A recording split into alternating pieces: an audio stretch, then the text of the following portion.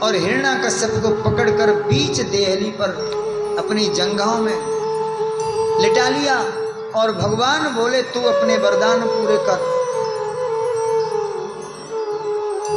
तू अंदर या बाहर तो नहीं? बोले ना, मैं तो बीच देहली पर हूं, ऊपर या नीचे तो नहीं? बोले ना, तुम्हारी जंघाओं पर बीच में ही। मेरे हाथ में कोई हथियार तो नहीं? बोले नहीं। मैं कोई पशु या नर तो नहीं? बोले ना, ऊपर से शेर है, नीचे से नर है। पूरे वरदान गिनाए और बोले साल में जो 12 महीने होते हैं वो 12 महीने तो नहीं है? बोले 12 महीने नहीं,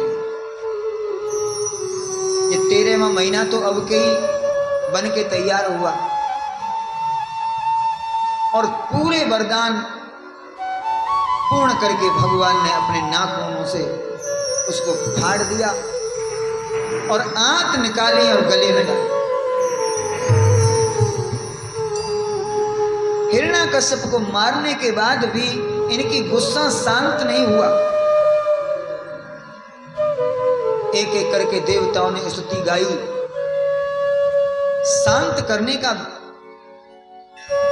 प्रयास किया, लेकिन क्रोध शांत नहीं हुआ। ब्रह्मा जी बोले लक्ष्मी जी को बुलाओ। जब व्यक्ति कहीं कैसे भी न माने तो पत्नी को देखते तो फिर गुस्सा ठंडा हो ही जाता। लक्ष्मी को बुलाया गया और लक्ष्मी बड़े अहंकार में नरसिंह भगवान के पास गई और जैसे ही पास में गई तो एक दहाड़ मारी नरसिंह भगवान ने और एक ही दहाड़ में लक्ष्मी गिरी दूर जा।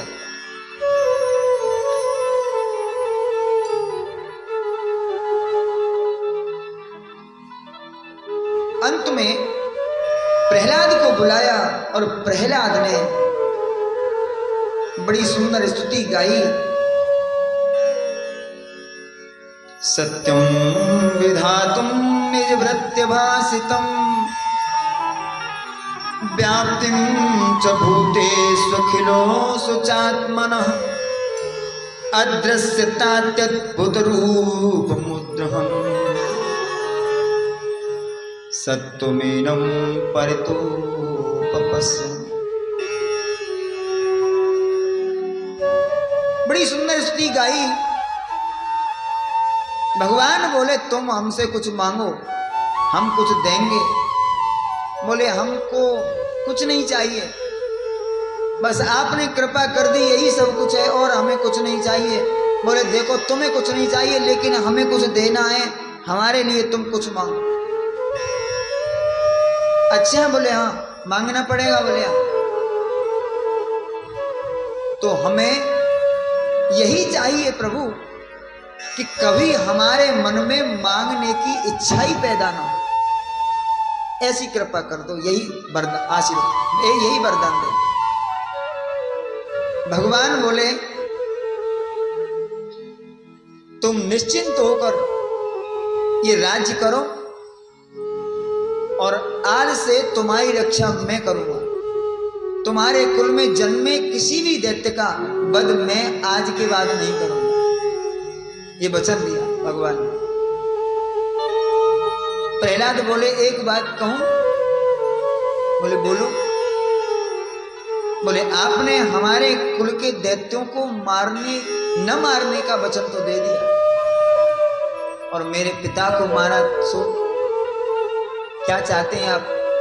बोले प्रभु वो आपका विरोधी था हमारा पिता, परंतु फिर भी मेरा तो पिता ही था, उसे नरक में मत भेजना, नरक में न जाने देना। भगवान बोले प्रहलाद जिस कुल में तुम्हारे जैसे महापुरुष का जन्म हो जाए उस कुल की 3 पीढ़ियों का उद्धार हो जाता है अपने। 7 पीढ़ी पितृ पक्ष की, 7 पीढ़ी मातृ पक्ष की और 7 पीढ़ी पत्नी पक्ष की, 7 पीढ़ियों तक का उद्धार हो जाता है।